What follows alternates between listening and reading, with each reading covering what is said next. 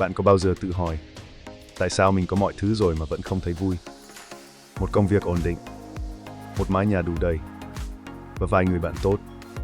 Nhưng đâu đó trong lòng vẫn có một khoảng trống, không gọi tên được. Tôi từng như vậy.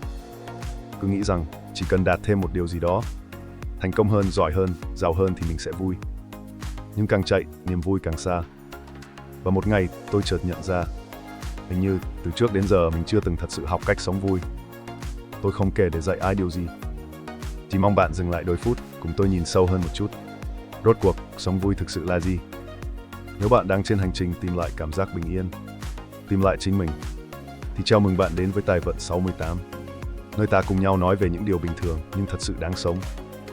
Ngày trước, tôi từng nghĩ, niềm vui là phần thưởng, là thứ chỉ đến sau khi mình đủ giỏi, đủ thành công. Nhưng rồi mỗi khi một mục tiêu được đánh dấu, niềm vui chỉ tồn tại vài giờ rồi biến mất. Chúng ta đang sống trong một thời đại thừa mát lạnh và thiếu ấm áp. Tiếng ồn mạng xã hội, deadline, thông báo. Mọi thứ khiến ta bận rộn, nhưng chẳng thứ gì khiến ta thật sự sống. Mỗi tối nhiều người vẫn cười trên mạng, nhưng khi tắt điện thoại, họ lại lặng lẽ tự hỏi, mình đang sống hay chỉ đang tồn tại? Niềm vui thật tôi nhận ra, không nằm ở chỗ có nhiều hơn, mà ở chỗ biết đủ hơn. Không phải thêm một chuyến du lịch, thêm một món đồ, mà là bớt đi một nỗi lo, bớt đi một sự so sánh. Tôi có một người bạn, anh ấy luôn miệng than đời chán quá, dù có đủ mọi thứ. Một ngày, anh tình cờ nhặt vài nhánh cây khô ngoài sân, mang về trồng. Ban đầu, chỉ để giết thời gian, nhưng rồi, từ những ngày chăm cây, anh tìm lại được niềm vui giản dị mà anh quên mất từ lâu.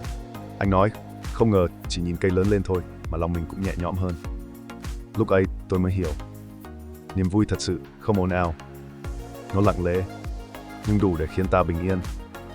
Từ ngày đó, tôi bắt đầu học lại cách sống vui. Không phải bằng việc tìm cái mới, mà bằng việc quay về với cái đơn giản cũ. Tôi viết vài dòng nhật ký, nấu một bữa ăn ngon, gặp lại người bạn lâu năm, và cho phép mình nghỉ ngơi. Không phải vì mệt, mà vì mình xứng đáng được thở. Tôi tập dừng lại, khi thấy mình đang chạy quá nhanh. Tập mỉm cười với những điều nhỏ bé mà trước đây chẳng bao giờ để ý.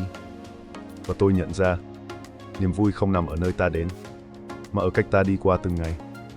Tôi học cách sống có trách nhiệm với chính niềm vui của mình. Nếu một điều gì đó khiến tôi thấy bình yên, không hại ai, không hại mình, tôi cứ làm. Dần dần, niềm vui không còn là phần thưởng hiếm hoi. Nó trở thành một thói quen sống lành nhẹ và thật. Và tôi hiểu ra một điều rất hay.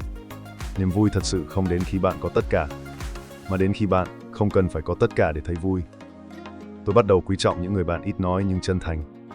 Những buổi cà phê không cần ánh đăng. Những khoảng yên lặng giữa một ngày bận rộn. Chính trong sự giản đơn đó, ta tìm lại được chính mình. Và khi sống thật với bản thân, niềm vui tự nhiên mà đến không cần cố gắng. Nếu hôm nay bạn thấy lòng mình trống rỗng, đừng vội tìm cách lấp nó bằng những thứ ồn ào. Hãy thử ngồi xuống, hít một hơi thật sâu, và hỏi mình, điều nhỏ nhất khiến mình thấy vui hôm nay là gì? Có thể chỉ là một tách cà phê nóng, một lời cảm ơn, hay đơn giản là khoảnh khắc bạn không phải gồng lên để làm vừa lòng ai. Vui không phải là chạy đi tìm, mà là dừng lại để thấy. Nếu bạn đang trên hành trình tìm niềm vui thật, thứ niềm vui đến từ bên trong, hãy cùng tôi trong hành trình ấy qua Tài vận 68, nơi ta học cách sống bình an, tỉnh táo và thương lấy chính mình. Bởi khi biết thương mình, ta mới thật sự biết cách sống vui. Và đó chính là khởi đầu của mọi hạnh phúc.